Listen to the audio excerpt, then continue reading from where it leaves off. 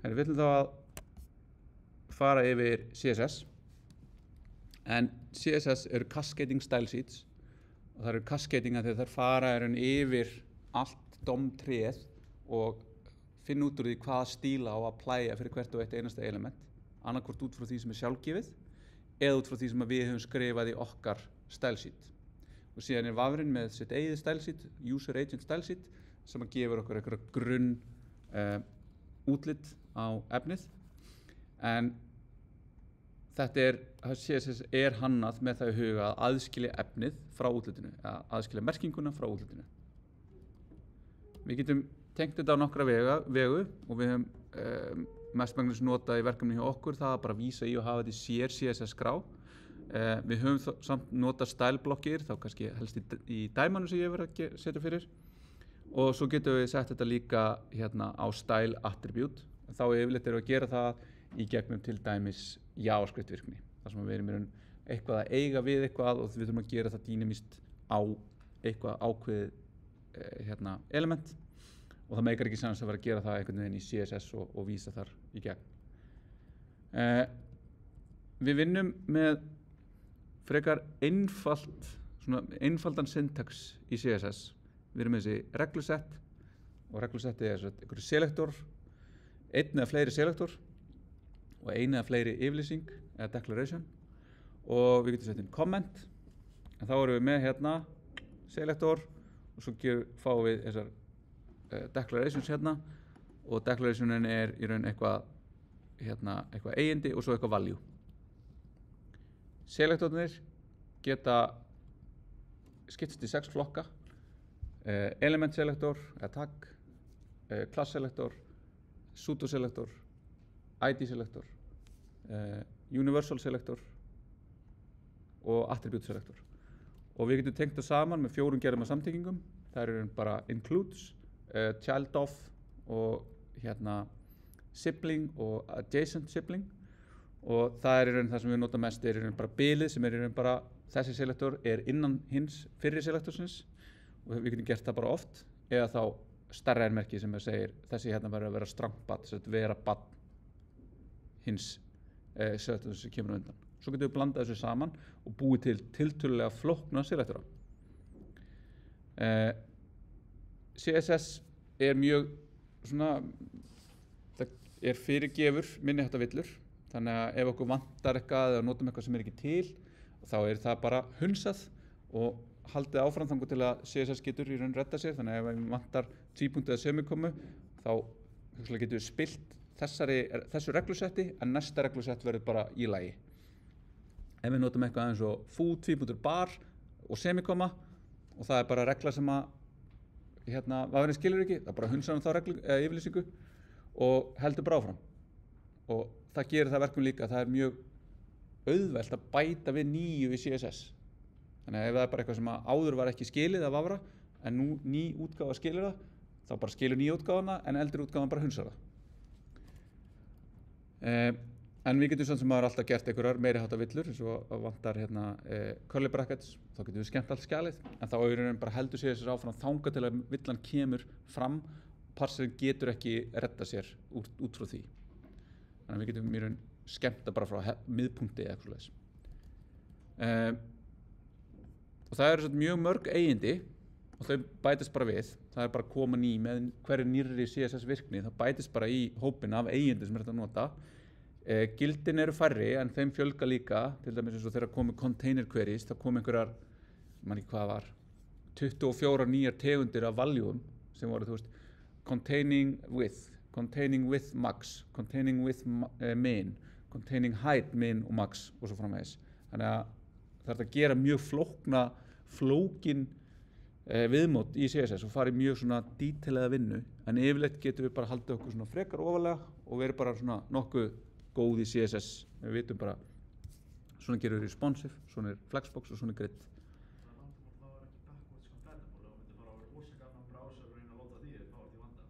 Já, og það vissulega að vera með backwards compatibility, en við höfum líka leiðir til að gera eitthvað svona grunnviðmót og nota síðan selektor, at supports queryur sem að leyfa að gera flóknari hluti ef að vafrinn skilur þetta CSS. Þannig að það þetta svona, fórum ekki rosalega mikið í það, en það í námsefninu, en það samt ekki til prófs, og það eru leiðir til að búa til svona, hei, vafri, ef að þú skilur hvað contain eigindið að þá veistu líklegast hvað container queries eru, og þá getur nota container queries til að gera mjög snappy og flott viðmót, en backwards compatibly, þú veist, þá þetta bara eitthvað skiptist í 2 dálka og bara mjög basic. Þannig við getum gert hluti sem virka á breiddina, en best á nýjastu tæknivísindi. Svo getum við skrifað oft svona með shorthand, marga hluti í einu, en það getur falið eða látið okkur óvart nota default gildi án þess að við föttum það. Þannig að við getum verið búin að segja hérna eitthvað, margin top eitthvað og nota síðan hérna shorthand sem setur margin top bottom og svo right og left saman og þá óvart yfirskrifar. Oft þetta líka background, þá getum við óvart yfirskrifa það hvernig background repeat eitthvað svoleiðis virkar. Og þetta getur, já, þannig oftast bara best að skrifa þetta út, en ef maður veit hvað maður að gera, þá hægt að nota þetta til að fækka línum sem við erum að skrifa.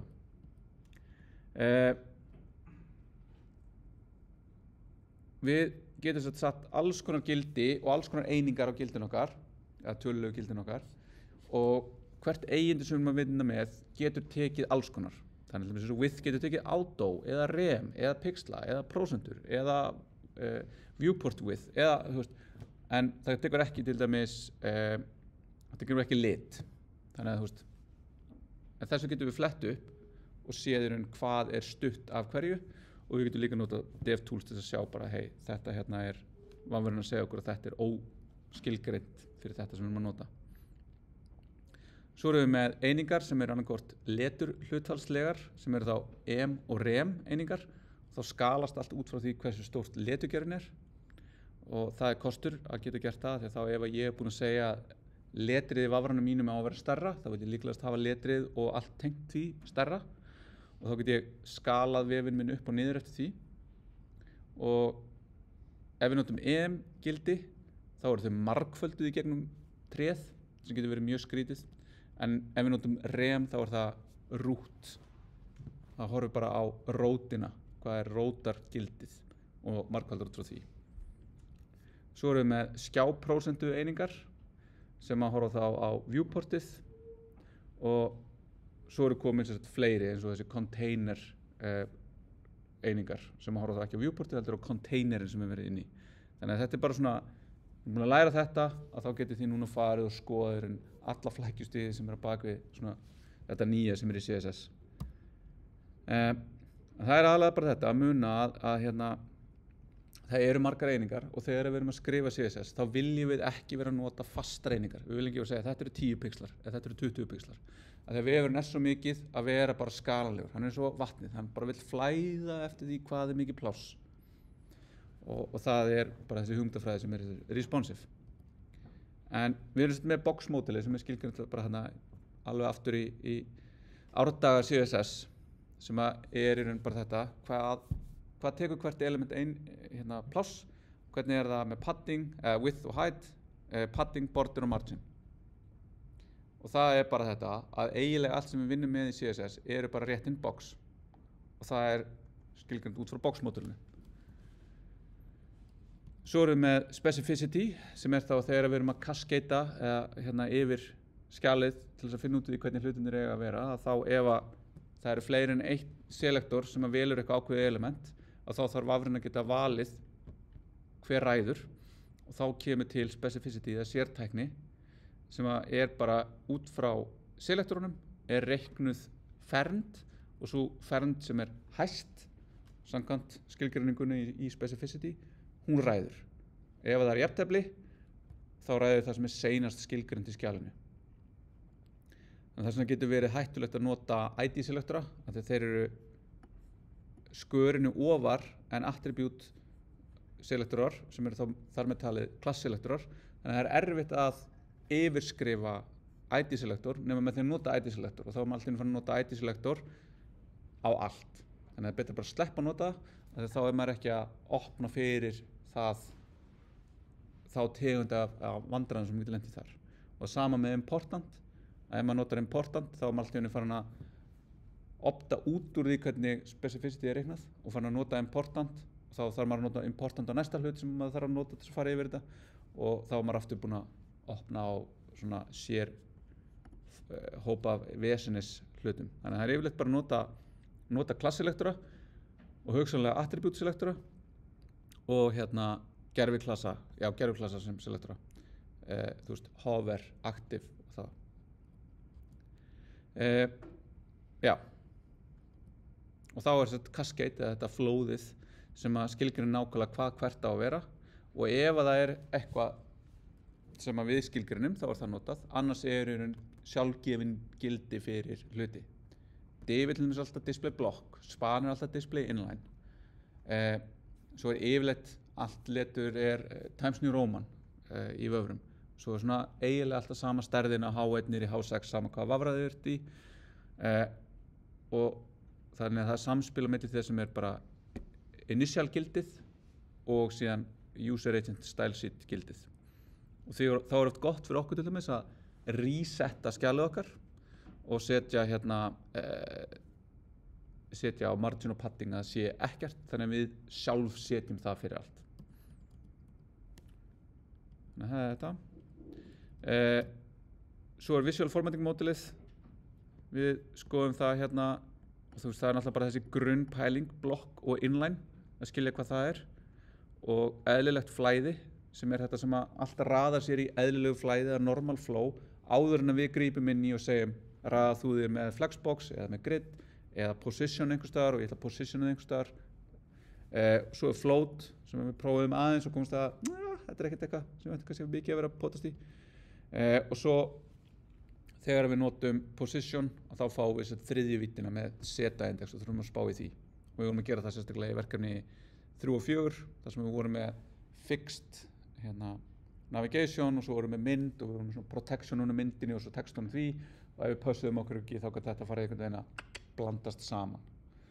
Eða þú veist, annað að leggjast undir hitt og hugsanlega eitthvað að hverfa og hvenær á navigation að fara yfir og hvenær ekki og svona. Og þá er þetta block og inline, að block þá fyllir upp í alla þá breytt sem er í boði í foreldri, og inline að þau dreifa sér í línu og fá sér ekki lárétt margin, fá ekki width og ekki height. Þá getum við sem að nota inline block þar sem við raða sér í línu en fær margin, width og height og getum notað í ákveðnum tilfellum. Position gildin, við notum relative, absolute og fixed í verkefnum í haust, en static er eðlilegt og segir bara þetta element er í eðlilegu flæði.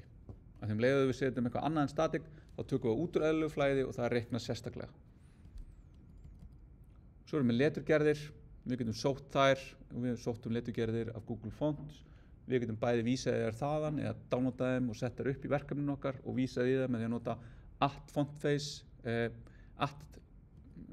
@queryið, og svo getum við stilt alls konar fyrir leturgerðirnar með font family og style og weight og size og getum þannig í raun bara breytt því hvernig letur haga sér á vefnum okkar, og það getur oft gert mikið að nota bara rétta leturgerð og rétta stærðir.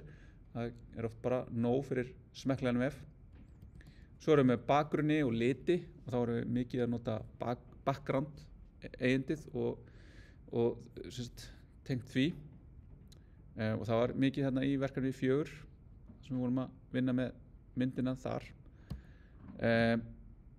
Svo er þetta sem við nefndum aðeins að með progressive enhancement, það er þetta að hugsa það að ég búi til, eða kannski fyrsta í skilgrinni, hvað er minnsta mögulega tæknin sem að ég sætti mig við að vefurinn minn virki í? Er það gamli iPadin sem ég get ekki lengur uppfært upp í nýjustu iOS útgáfu? Ætla ég að láta, þú veist, vefurinn minn á að virki honum að því ég veit að amma og afi eiga hann og ég vil að amma og afi geti séð vefinn minn?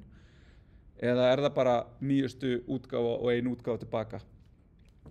Og þetta er allt bara ákvörðun, að þetta hefur síðan áhrif að hvað sem mikla vinnu við þurfum að eyða því hvað erum að gera hlutin okkar, og það er þetta progressive enhancement. Byrja á grunninum og bæta síðan við eftir því sem að tækin styðja það.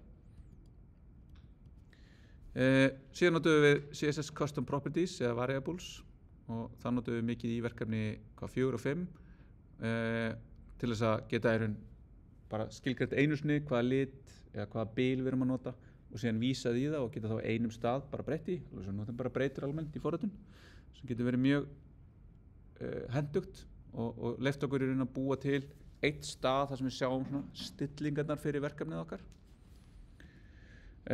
Og þetta getur bætt sér lesanleika. Við segjum ekki bara eitthvað margin 3 pixlar.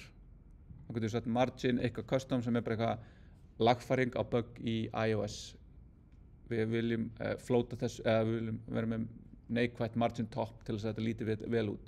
Getur við svona haft einhverja svona ekki magic tölur bara. Og ef við erum að nota eitthvað ný gildi, þá getum við verið með fallback gildi.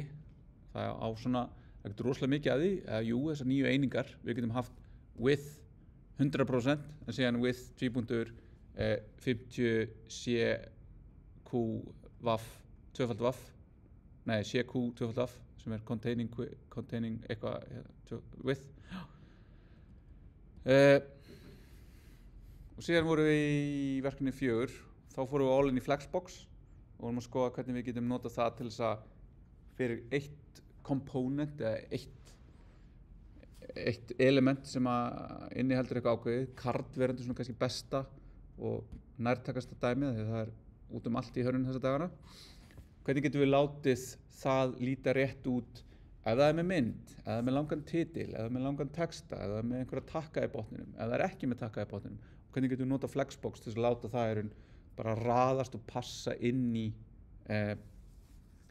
þessari einingu sem við erum að horfa á. Og þá getum við verið með Flexbox sem inniheldur Flexbox sem inniheldur Flexbox sem inniheldur Flexbox. Og það bara allt til þess að geta stýrt litlum hlutum eins og þetta á að raðast svona. Ef þessi lína verður lengri þá þetta hérna miðjast á móti því, ekki vera á toppnum eða botninum. Og það svona litlar ákvarðanir sem við getum tekið sem að geta látið hlutin okkar líta bara betur út og hafa sér betur. Og Flex og Grid eru bæði með þetta pattern, það einhver container og það einhver items. Containerin í raun elementi sem fær display Flex og ströngu börnin eða börnin sem eru nákvæmlega undir því elementi eru þá itemin sjálf. Og þau geta síðan verið sin eigin container, það ekkert að stoppa það í því. Flexbox þetta, það dekúplað frá í raun vinstri, hægri, topp, botn. Þannig að það í raun bara notar svona agnostic leið sem bara þessi main axis og cross axis. Þannig að þetta býr til þetta og í raun í grunninn frá vinstri til hægri, toppi til botns. En síðan ef við breytum því eða erum í lestrarkerfi eins og japansku eitthvað þar sem það öðruvísi eða arabísku að þá bara búið að snúa eins og haus og við erum alltaf bara, já nú cross axis main axisin okkar en allt annað haga sér.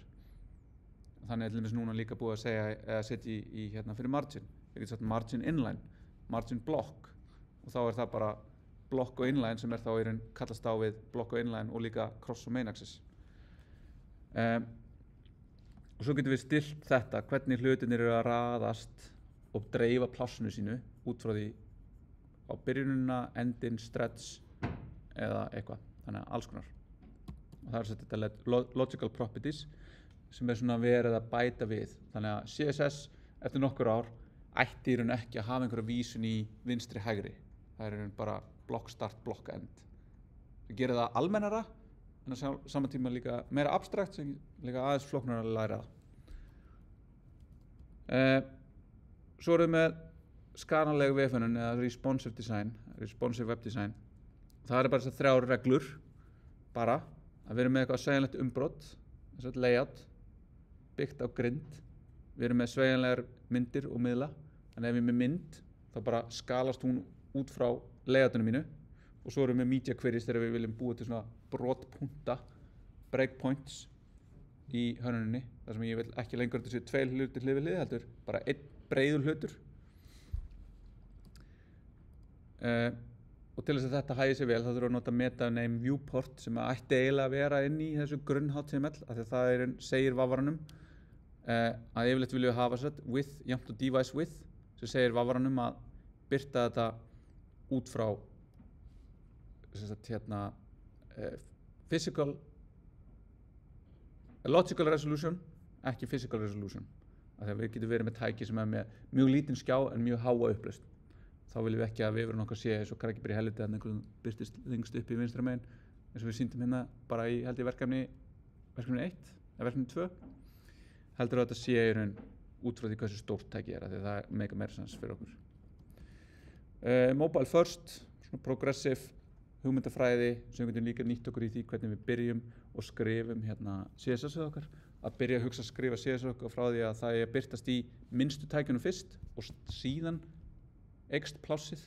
Þannig að við segjum í grunninn card with 100% en svo segjum við at media viewport with, min with 800 pixlar, þá with 50% eða notum grid og segjum, þannig að þá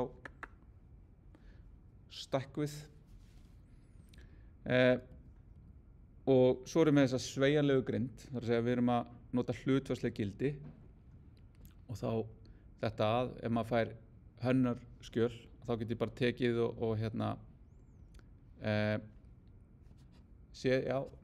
max width 1200 pixlar. Þessi hérna vinstri spalti eða þetta vinstri menúin, vinstri navigationi á að vera 400, þá er það bara 400 deilt með 1200. Það hlutfallslega stærðin, hitt 800 deilt með 1200. Þannig að þá erum við komið með hver eru prósenturnar, hver eru hlutfallslegu gildin sem eiga að vera. Og svo getum við þá látið hlutin stækka og minnka innan þessa max width, við erum komið með efstu og svo fyrir við niður og þá séum við að hugsa, hér er þetta orðið á lítið, þannig þá ætlum ég að færa navigation upp og hafa meginmáli fyrir neðan eða öfugt. Og það þetta að raða layoutinu upp. Og umskipti, eða transitions, skoðum ekkert svakalega mikið, það var ekkert í verkefninu sem við vorum að vinna, var það?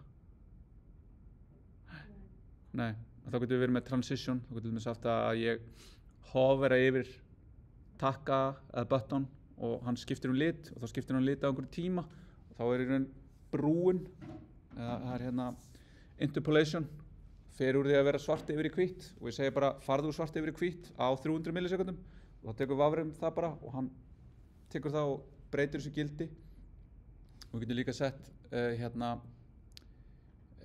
sett hröðunarfall þannig að hann getur verið á linear tíma sem frekar boring eða svona ease in, ease out þar sem hann gerist hægt svo hratt og svo hægt aftur og sama með animation þá getum við búið til svona þú opnar vefinn og eitthvað animatast inn en það svona yfirleitt betra bara að fara all in í að skoða það ef maður þarf þess og yfirleitt líka bara betra að nota eitthvað JavaScript library fyrir þetta þó svo við getum gert ýmislegt með svona keyframes en það svona ef við erum að gera eitthvað svona flóknari svona timeline based animations yfirleitt betra að nota eitthvað svona library og þá Framer Motion eða GSAP eru tvö mjög góð þannig library. Svo erum við grid og það til þess að skipuleggja þá svona layoutið á síðunni, ekki hvernig kartið okkar haga sig með efnið innan sín, heldur hvernig erum við að láta körnin okkar raðast á síðuna og raðast á síðuna með tilliti til navigationsins og filterlistans til vinstri og fótsins og hvernig þetta allt saman raðast í svona stóru myndinni.